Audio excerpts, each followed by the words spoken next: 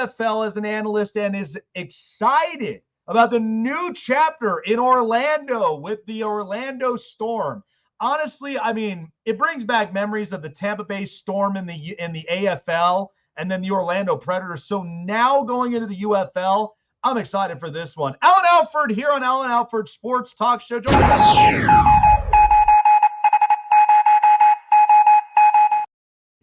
You had the pleasure of going there and seeing the red carpet of the opening. The team is now official. What was that event like? Because I'm sure a lot of people look, I've been to Florida. I've been to Jacksonville and Miami before. I've yet to make Orlando. But I've heard some good things about Orlando. And I know with, the Predators, for as long as they've been in the Arena Football League, I think this could definitely work out for them. And obviously the Orlando Magic. How can you not get excited about basketball season? So now you got the Storm. How what's the excitement level like right now for a lot of the Orlandoans out there in Florida? It's fantastic. It really is a great time to be a sports fan and to be in Orlando. Thank you for having me on your wonderful show, the Snake Sports Talk Show. And yes, to be at that event, it was magnificent. It really was. It was great to see the mayor, to see the new ownership, Mike Rapoli, Russ Brandon, the president and CEO of the UFL, a lot of fans there. It was just first class. That stadium, if you've never been to the stadium, entering Coast Stadium is magnificent. I love the smaller venue. I love the vision. It is a great time for you to be in Orlando. It is even better time for you to go ahead and be Orlando Storm fan. So, you've covered the UFL for quite some time. And one of my big things is, and this is an interesting question. I'm so glad I was able to find somebody that is that close to this league, because I love what the partnership that they're doing. It's not there yet, but it is starting to become where it's its own entity of being a minor league football team now, where you got teams that they go out and they buy some players. I've noticed a trend here, Alan, and right now with what I'm seeing from the NFL, special teams right now is becoming an issue. There's teams that don't have their kickers. There's teams that don't quite have defenders and attackers in a lot of these positions. But I've noticed some teams like the Detroit Lions, they found Jake Bates out of the UFL. They're starting to figure out, hey, instead of wasting a draft pick a bit, here in the NFL draft, which we always love, why don't we go and give it a shot for some of these kickers in the UFL? What have you noticed from this trend? Because I'm bought in. I'm like, I like it. You need a special teamer, go get him. Go sign him up, see what he can do. What do you think about this?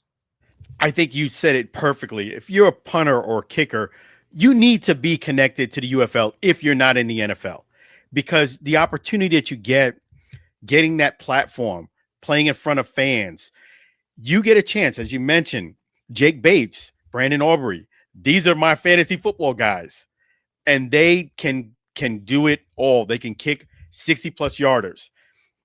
I think it gives you such a great opportunity for you to be with the UFL to get that exposure. Let's say you were a great kicker and you were overlooked and you're a special team player. The great thing about the UFL, it gives you that showcase, that platform will say, hey, rather than go ahead and signing a first-round draft pick or somebody where you're paying them millions of dollars to be a part of your franchise, you can get somebody at a steep discount, not just a player, somebody who's actually great, just needed that platform or that second look, and the UFL provides it. That's why I think this league really needs to survive and thrive, so great players get a chance to get that showcase. My big thing is that not only just the Orlando Storm now that is now a new franchise, but we got two others that are along the way, and we do have some teams that are rebranding. I mean, I love the fact that the Houston Roughnecks now ended up rebranding as the Gamblers. I love it. I think it brings back a lot of classics. But now with these newcomers, I'm not in here. I just think we're in a movement to where this league is eventually going to become a minor league affiliate for a lot of these NFL teams. And I think it's right because, listen, Alan, there are almost nearly thousands of these football players who just want a shot somewhere. And I feel like if this goes successfully, you get a kid signed up, playing in the spring. And look, spring tryout, spring season, let's see what you have. And if you got the capability, you will have the makings to potentially be a free agent in the NFL where teams are going to want to sign you. So give me a guesstimate. How long do you think that this could be in the next few years? We might potentially see that, because you cannot go days, weeks, months, even just a full year without football happening. I think it could happen as soon as next year. I really do. With the new ownership, Mike Rapoli, I just love his vision, what he's doing. If you look at it with an open mind and just say, let me hear what he's actually saying. Smaller venue gives you to be more intimate. It'll show better on TV. Instead of you having a $70,000 fan arena and only having 11 or 12,000 people there. I think that model of smaller and a venue like a soccer stadium will work out great. And I love the vision. I think that this league needs to thrive, because I've met a lot of the players. I've met a lot of family. A lot of these players can really ball. It's not like, for example, I'm not going to mention the quarterback's name, but I'll just say that they were a backup. I could tell you for a certain fact, there's at least 5 or 6 quarterbacks that were better than that quarterback they had as a backup in the NFL by a long slot, not even close. Yeah.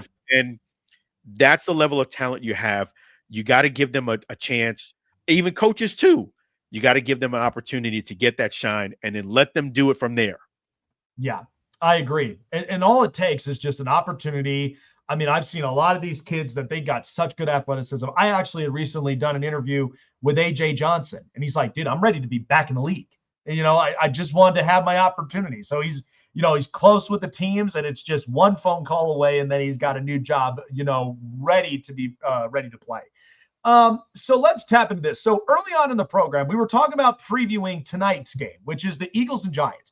And I'm going to be honest, Alan, I think this is a game tonight that the Giants are going to be catching the Eagles off guard, because the Eagles right now are without Jalen Carter. Their offensive line's a bit banged up, but their offense as a whole, as a unit, is not in sync. They're having trouble passing the ball. Jalen Hurts is like throwing 130 passing yards, and all they're doing is running the ball. My big thing is what I anticipate tonight. I think this front seven for the Giants is going to come out hungry like they did in the week against the Chargers, where offensive line was starting to decimate. They were stopping a bunch of plays, and they were instilling pressure into the quarterback. Is that kind of safe to say? Because I honestly feel like this could be a night that without Jalen Carter, Cam Scatterbo, Jaxson Dart, they're going to be utilizing their legs. But I would like to see a little bit more passing up on Jaxson Dart. What do you think you might see tonight? I think you're exactly right. I think this can be an opportunity, like a coming out party for Jaxson Dart. You have a big game Thursday night. You know that everybody's watching. There's no other NFL football game on tonight. Guys are tuning in. Here is your chance on a big stage to face a team that is, like you said, they're winning, but we're not used to seeing them win like this. Usually you would see them get some more passing yards down the field. They're doing what they need to do to get wins. But I agree with you. They need to stretch the field a little bit more. They need to get the pass. I mean, A.J. Brown really hasn't really done much of anything this year. And it's not that he doesn't want to. He just hasn't had the opportunity. And this is a coming out party for Jaxson Dart and the Giants. Here's a statement game. And tonight they have a chance to do it where everybody's watching. So living up in Florida, I mean, lots of stuff are happening. I mean, the Panthers obviously are showing up as back-to-back Stanley Cup champions. I'm glad hockey's back. And then, Tampa, they got a little bit roughy with, trying to remind people, hey, we still run the state of Florida. But either way, it's good when both Florida teams are playing well. But the funny thing was, we saw last week, and I am very surprised about the absolute growth of Baker Mayfield. Like, he is going in comfortable, throwing the ball, not making the type of mistakes, like even in the past. And I know Chase knows this, my co-host, the fact of even in his time in Cleveland, there was a lot of noise, a lot of pressure, but he comes into Tampa after facing adversity, taking, the rest of the year with Sean McVay and the Rams.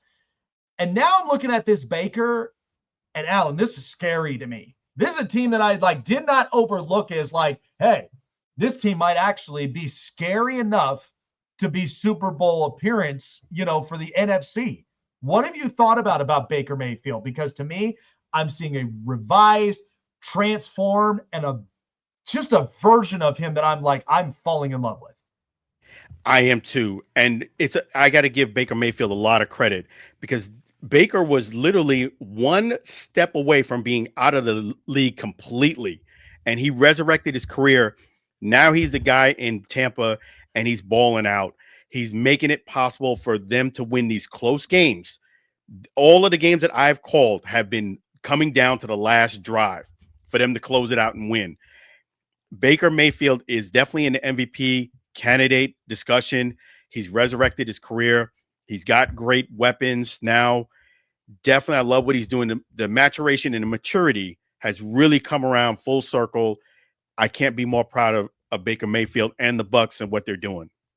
So, final question for you here before we move on. We know that the trade deadline is coming up close, and we know there's been a couple moves. But I'm going to point out one team, and I'll give out my take a little later on in the show. Cleveland, to me, they have made some interesting moves where I feel like 2026, if they can get the quarterback right between Dylan Gabriel and Shedeur Sanders, 2 first-round picks, a late 5th rounder they got from Cincinnati, that's not nothing. That is assets to where they can reload, fix the offense. Petonio is going to be retiring this year. I feel like Cleveland is sneaky with some of these trades and the business they're doing that I feel like next year I would be afraid if I'm the AFC North of what this team may look like next year. No, I agree. I love what they're doing. They're making some great moves. Ultimately, I'm going to say it here. I think Shedeur is going to be the guy. I think he's kind of in the weeds. They're kind of hating on him a little bit. But the good thing about it is I believe when he gets that opportunity, he's going to shine bright, and he knows he has to shine because of all of the setbacks. I just think he needs to be patient and learn and fix those things that some of the complaints have been about. But I do think Shedeur Sanders is going to get his chance. He's going to run with it. The Browns are going to be something special when he gets going.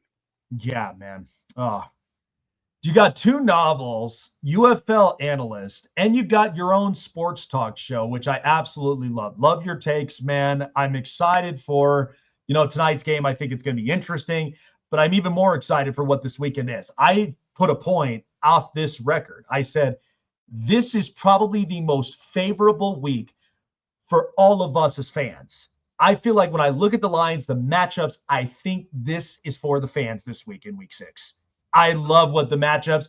I think we're going to get an interesting one, but it should be really good. Alan, appreciate the time here for you. Enjoy the tonight's game, and good luck, especially with a new regime now with the Orlando Storm.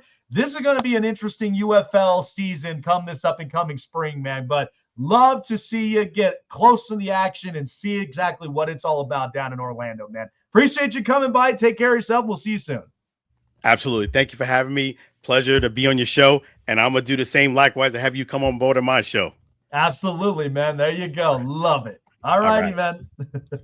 Continue success. Right. Thank you. You as well. All right. So we move from the East Coast down south. Now we're moving into the desert before